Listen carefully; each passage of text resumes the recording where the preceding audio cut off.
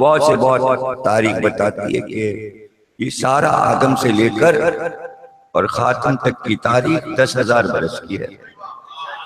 تاریخ کہتی ہے آدم کو بنے ہوئے 10,000 برس ہوئے. 10,000 برس میں کیا روز ایک نبی آیا یا ایک دن میں 50 نبی آئے کہ 1,00,000؟ 1,00,000. ہاں ایسا ہی ہے. اتنے چھوٹے سے زمانے میں 1,24,000. ارے 24 پیغمبر کافی تھے 10,000 برس کے لیے. 1,24,000. 1,00,000 کہنے میں لکھ لو 1,00,000. چونکہ ایک لگا ہے اس لیے کم لگا, اس لیے اللہ نے 24,000 بڑھایا تاکہ تمہیں ایک کم لگ رہا تھا. پھر 999 اور یہ اور یہ اور یہ. تو عجیب بات ہے, یہ کہاں سے کیسے پورا کیسے پڑے گا 10,000 برس میں 1,00,000 پیغمبر؟ پتہ تو چلے. اتنی تو آبادی نہیں تھی, پوری دنیا تو آباد بھی نہیں تھی. آدھی دنیا کا پتہ تھا, امریکہ اس وقت تھا نہیں, یورپ اس وقت تھا نہیں, ادھر کے ملک جاپان وغیرہ تھے. کل دنیا بس اتنی سی تھی, عرب, ایران, عراق, یمن, مصر. اتنا ہی زمین کو لوگ جانتے تھے, اور وہ بھی ابھی شہر وہر تو آباد ہوئے نہیں تھے کہ ان کا نام ہو. کچھ دیہات تھے, کچھ قریے تھے, کچھ گاؤں تھے. تو 1,00,000 پیغمبر کی کھپت کہاں ہوئی؟ تو جب تک یہ مسئلہ حل نہ ہو ہم آگے کیسے بڑھیں؟ پھر دین و دنیا پہ آتے ہیں. تو ہوا یہ کہ جناب صبح کو اللہ نے ایک پیغمبر کو مبعوث کیا اور اس نے تبلیغ شروع کی اور کہا دنیا کو چھوڑ دو, دین کی طرف آؤ. انہوں نے کہا ہم تمہاری نہیں مانیں گے, بس ٹھیک ہے ہم مست ہیں اپنی دنیا میں, ہمیں نہیں سننا تمہاری بات. انہوں نے پھر کہا مان لو, میری بات مان لو. سب نے گھیرا, ایک ہی تو تھا, کوئی لشکر تو لے کے آتا نہیں تھا, کوئی تلوار لے کے تو آتا نہیں تھا. تو اب کیا کرے, سب نے گھیرا اور ہمیں حلال کر دیا, مار قتل کر دیا. ابھی 1 گھنٹہ گزرا تھا مرے ہوئے کہ اللہ نے دوسرا پیغمبر مبعوث کیا. اب ہم آئے ہیں اس کی شہادت کے بعد, ان کا ہم تمہیں بھی مار ڈالیں گے. دن میں 70 پیغمبر مارتے تھے اور اللہ مبعوث کیا جاتا تھا صبح سے شام تک. اب غصہ بڑھتا جاتا ہے, اس کے بعد پھر آیا, پھر اس کے بعد آیا, تو اب غصہ بڑھتا تھا. تو اب یہ کرتے تھے کہ صرف قتل نہیں کرتے تھے, پوری قوم مل کے اس کا قیمہ بناتی تھی, نبی کا قیمہ بناتی.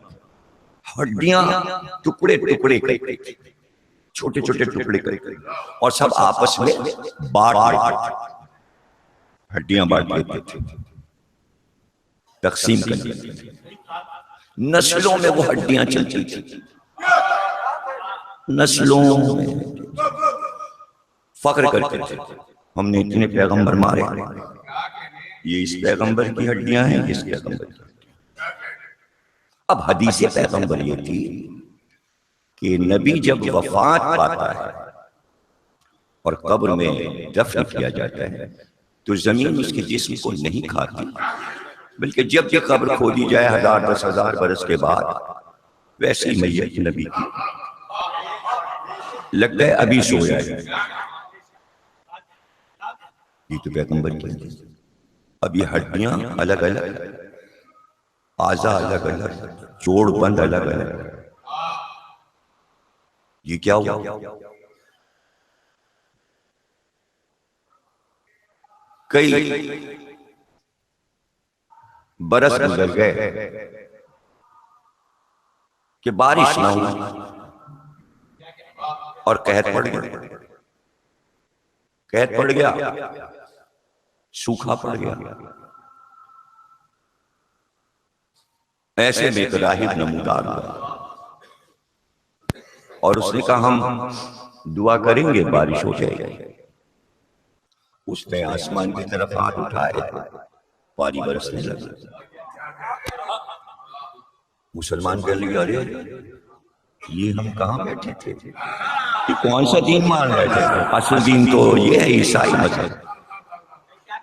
ہمارے یہاں تو کوئی ایسا ہے نہیں کہ جو بارش کراتا، تو اس کے مذہب کو قبول کرو، اس لیے کہ یہ بارش کرواتا ہے، اللہ اس کی سنتا ہے،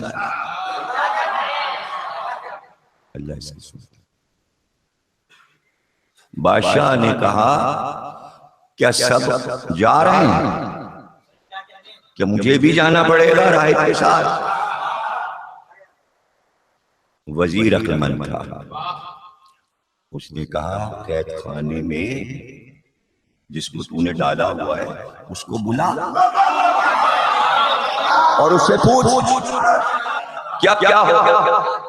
تو اب جب قید سے 25 سال کے جوان کو بلایا تو کہا آپ کے جج کے دین پر وقت پڑا ہے۔ نہیں، دین امت کا نہیں ہے، بادشاہ کا دین نہیں ہے، پتہ چلا سب دنیا پر دین پر ایک ہے جو قید خانے میں تھا۔ تو اب وہ کہتا ہے امام حسن عسکری علیہ السلام سے آپ کے جج کے دین پہ وقت پڑا ہے۔ یار نہیں امام، کلے چلو ماں لے چلو جاؤ۔ تشریف لائے اور ایک شخص نے کہا کہ جب یہ دعا کے لیے ہاتھ اٹھائے تو اس کے انگلیوں کے بیچ میں جو چیز ہے وہ کھینچ لینا اور لے کر میرے پاس آؤ۔ کوئی گیا بھاگا بھاگا، اس نے دیکھ کر ہاتھ میں کوئی چیز تھی، وہ لے کے آگے امام کو دیا۔ امام نے تعظیم کے ساتھ اسے ہاتھ پہ رکھا اور بادشاہ وقت سے کہا اسے دفن کر دو، یہ نبی کی ہڈی ہے۔ نبی کے ہڈی کی خاصیت یہ ہے کہ اگر زیر آسمان اس کے وسیلے سے دعا ہو تو بارش ہوتی ہے۔ تو ہزاروں برس کے پرانے نبی کی ہڈی کا وسیلہ دیا جائے تو حسین تو نبی کا حسین منی وانا من الحسین، حسین مجھ سے ہے میں حسین، کیسے دفن کر دو؟ تو تاریخ لکھوائی ہے معصومین کا بنی اسرائیل پر انبیاء مبعوث کیے جاتے تھے اور دن میں 70 انبیاء کو قتل کر کے انہیں ٹکڑے ٹکڑے کر کے ہڈیاں لے جاتے تھے، یہودی آپس میں بانٹ بانٹ۔ کہیں سے تبرک اسے مل گیا، تبرک کہیں سے اسے مل گیا، اب اس سے کہو اب بارش کرائے، بارش کرائے۔ آئے ہوئے بادل بھی واپس چلے گئے۔ اب آپ نے دعا کی اور بادل آئے، لوگ بھاگنے لگے بارش ہو۔ آپ نے کہا بھاگو، یہ بادل یہاں تھوڑی برسیں گے، یہ تو بغداد میں برسیں گے۔ پھر بادل اٹھے، آپ نے کہا یہ بصرے میں برسیں گے، اور بادل ہیں کہ چلے جاتے ہیں اور رنگ بدلتے جاتے ہیں۔